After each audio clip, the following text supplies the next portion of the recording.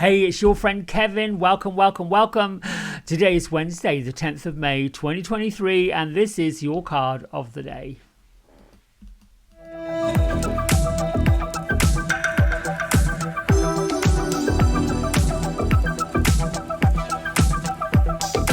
Okay, so we are using Kyle Gray's Keepers of the Light Oracle deck with images by Lily Moses, and this is what the cards look like. We've also pulled this past Sunday the Chariot card, which is led by and governed by Archangel Metatron. Now this deck comes from Radley Valentine's Angel Tarot deck, so which is why we're featuring the Archangel.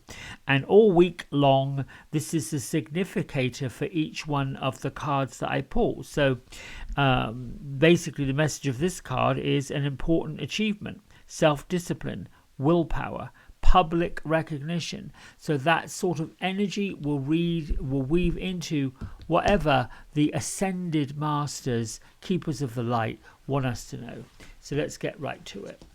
Angels, ancestors, ascended masters from all four corners and all realms, I welcome you to this space, and I am happy to be your messenger. May this reading and this card of the day be of service, be of value, and be of truth. So be it, so shall it be. Okay, right, there we go. I'm going to pick this card.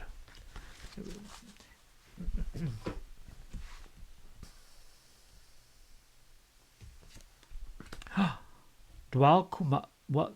Djwal Khul. Dharma unfolding. Now here we see a monk, a master monk, standing in light, standing in truth. And his message on the bottom of this card is for us to remember that we're on a sacred path, a sacred journey. And for us to take one step at a time towards happiness. There is this idea, I believe, that when things are not quite working, going, being the way we interpret them to be, the way that we want them to be, and even when they are for us, we're still witnessing the strife and the struggle of others, which can also then do a couple of things in our world. It can make us feel a certain way, which is not quite right. The pathway to happiness, to harmony, to joy, to peace, to balance, to understanding a little bit more about the balance between those of us that have an understanding that we're spirit, in motion, in animation, in a human experience. There's a balance that comes with it. And there are many devotees of the spiritual world, monks,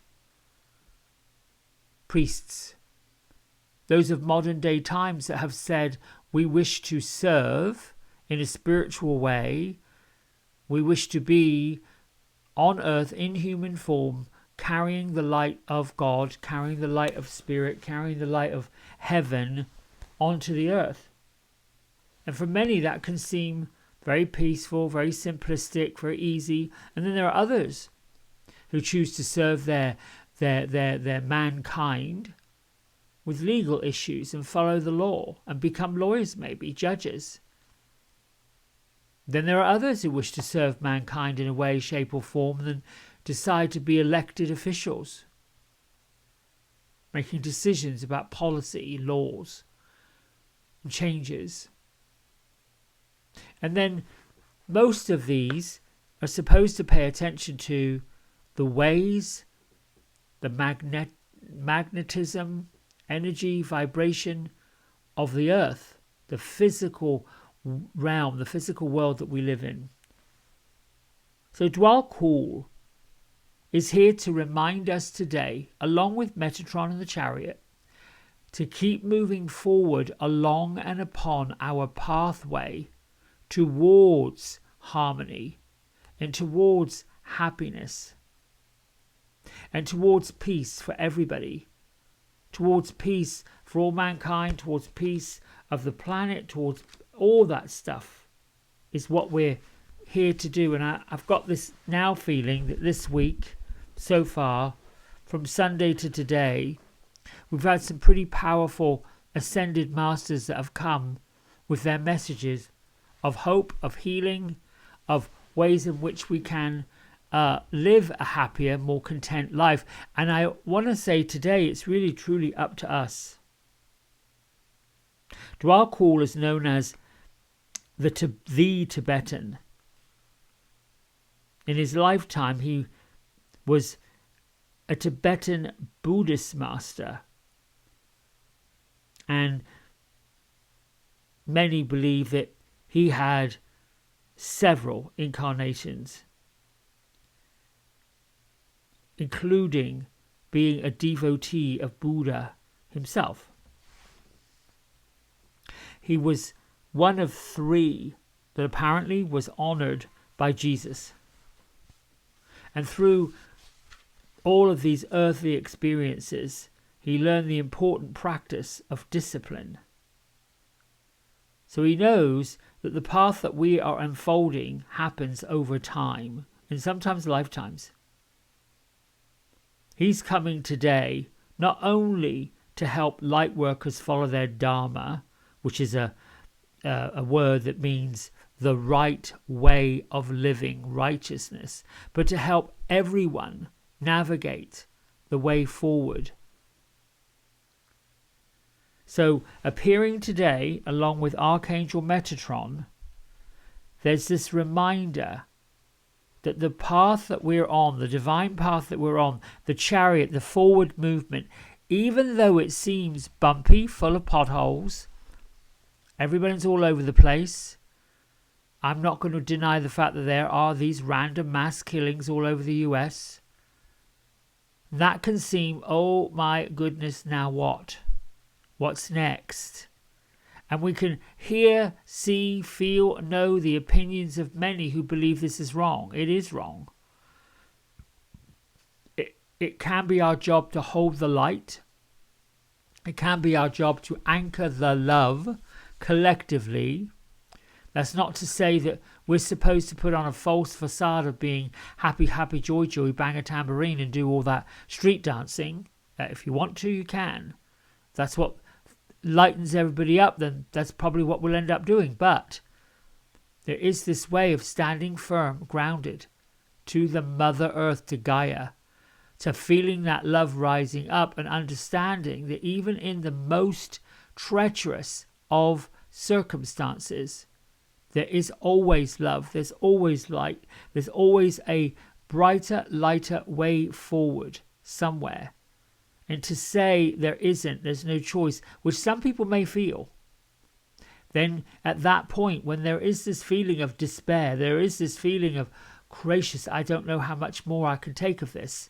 Remember, it's temporary, and the movement is forward, and it's up to us to call forth that divine help, whether we pray to and acknowledge Djwal Khul, I think that's how I'm saying it, or not.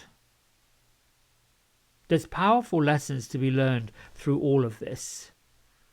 The real capacity is for us to share our experience and share our wisdom out into the world, to take the time to go over what we've learned, what we've gained, what we've gathered, the knowledge that we have, and recognize the strengths that we have through those experiences. By acknowledging where we've been and having courage, this Grand Master works with our angel guides, our archangels, to help the journey that we're on unfold beautiful. Just like, that lotus flower that sits in the mud. Now, I'm going to introduce you to a book that has helped me in my spiritual journey of understanding, well, what am I here to do? What do I need to do? And that is this. Divine Masters, Ancient Wisdom, written by Kyle Gray. And inside this book are these activations to connect with the universal spirit guides. When I say universal spirit guides, you have your angel guides, your guardian angels, you also have spirit guides working with you. Those who are not necessarily archangels or guardian angels, but are still for your highest good and are still to place you on a pathway of purpose, even if you're not sure what step do I take next. I was doing my own reading last night and I got several of Divine Masters that came in. Freya, Sunat Kumara. This one wasn't part of it. I was wondering if one of them would show up today. Bridget came forward and they just gathered to remind me to be of the light, to continue shining. Melchizedek, who was mentioned in the book of Genesis as being a priest and a king, one of the ascended masters, I believe, has come to help me because there's a familiarity about his story and a familiarity about the work that he did while he was here. And so this book, there's lots of things inside it that help when there are times we don't really quite know what do we do next, where do we go next, what course can we take, what book can we read, what teacher can we learn from.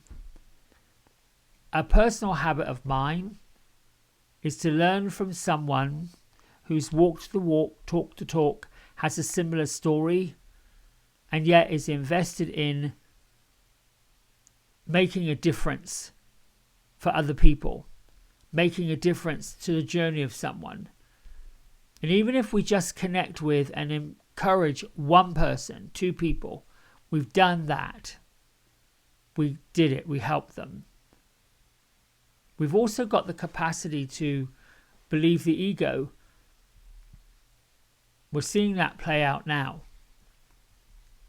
At least I feel like I'm seeing that play out. And the way I recognize how that's playing out is through my own judgments. Trying to balance taking the judgment away and looking for understanding and looking for reasoning and looking for, okay, I need to understand this. For example, someone does something that seems wrong, right? In our human behavior, we're not necessarily up for the good of others when others may have not been up for the good of others. When someone has not been for the highest good of everyone else, they've done something that is just heinous, awful, terrible, it is difficult and challenging to dig deep and be for the good transformation of that person, particularly if they don't even see it themselves.